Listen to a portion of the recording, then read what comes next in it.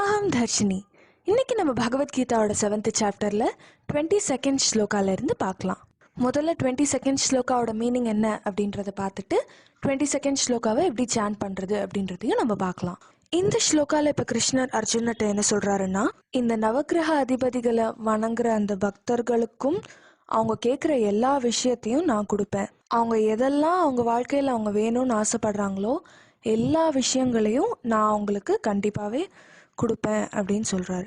அந்த பக்தர்கள் என்ன நினைக்கிறாங்கன்னா, அந்த நவக்கிரக அதிபதிகள் அவங்க வணங்குனதுனால தான் அந்த நவக்கிரக அதிபதிகள் அவங்களுக்கு தேவையான எல்லா வரங்களையும் கொடுத்துருக்காங்க அப்படின்னு நினைக்கிறாங்க. ஆனால் என்னோட அனுமதி இல்லாமல் இந்த வரங்களை அவங்களே நினச்சா கூட இந்த நவக்கிரக அதிபதிகளால் அவங்களோட பக்தர்களுக்கு கொடுக்க முடியாது. நவக்கிரக அதிபதிகளை வணங்கி அவங்களுக்கு எல்லா வரங்களும் அவங்க ஆசைப்பட்ட எல்லா விஷயங்களும் அவங்களுக்கு கிடைச்சதுனால அவங்களுக்கு இன்னும் பக்தி அதிகமாகும். அவங்களோட அந்த பக்தி வலிமையாக அவங்கள சுற்றி இருக்க விஷயங்கள் எல்லாமே புரிய ஆரம்பிக்கும். எது உண்மை எது மாயை அப்படின்றத அவங்களால உணர முடியும்.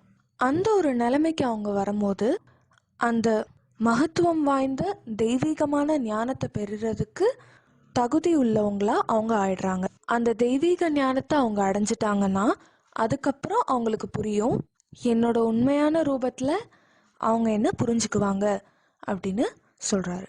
சரி, இப்போ நம்ம அந்த ஸ்லோகாவை எப்படி சாண்ட் பண்றது அப்படின்றத பார்க்கலாம். சதயா ஸ்ரத்தயா யுக்தஹ தஸ்யாராதனமீஹதே லபதே ச ததः காமான் மயைவ விஹிதான் ஹிதான். சரி, இப்போ நம்ம 23rd ஸ்லோகால என்ன சொல்றாங்க அப்படின்றத பார்த்துட்டு 23rd ஸ்லோகாவை எப்படி சாண்ட் பண்றது அப்படின்றதையும் பார்க்கலாம். இந்த ஸ்லோகால இப்போ கிருஷ்ணர் அர்ஜுனர்ட்ட என்ன சொல்றாருன்னா, அவங்கள சுத்தி மாயை அப்படின்னு ஒரு விஷயம் அவங்கள சூழ்ந்திருக்கதே தெரியாம அவங்களோட அறியாமையினால இந்த பக்தர்கள்லாம் நவக்கிரக அதிபதிகள்கிட்ட எனக்கு இது வேணும் எனக்கு அது வேணும் அப்படின்ட்டு நிலையற்ற சந்தோஷங்களை அடையிறதுக்கு ஆசைப்படுறாங்க.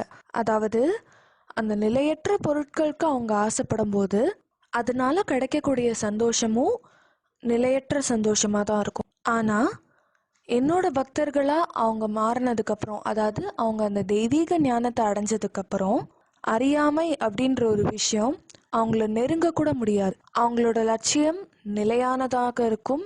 அவங்கள சுற்றி இருக்க எதுவுமே அவங்களுக்கு தெரியாது. அவங்களுக்கு தெரிகிறதெல்லாம் ஒரே விஷயம்தான், அது அவங்க லட்சியம்தான். அந்த லட்சியம் நிலையானது அப்படின்றதுனால அவங்களுக்கு நிலையான சந்தோஷம் கிடைக்கும். இன்னும் சொல்ல போனால் அவங்களோட சந்தோஷம் மட்டும்தான் நிலையானதாக இருக்கும் அப்படின்னு கிருஷ்ணர் இந்த ஸ்லோகால சொல்றாரு. இப்போ நம்ம இந்த ஸ்லோகாவை எப்படி சாண்ட் பண்றது அப்படின்றத பார்க்கலாம். அந்தவந்து பலம் தேஷாம் தத் பவத்யல்பமேதசாம் தேவான் தேவயஜோ யாந்தி மத்பக்தா யாந்தி மாமபி. இன்னைக்கு நம்ம 23rd ஸ்லோகா வரைக்கும் அதோட மீனிங்கோட பார்த்துருக்கோம். அடுத்து வர ஸ்லோகாஸை அதோட மீனிங்கோட அப்கமிங் வீடியோஸில் நான் உங்க கூட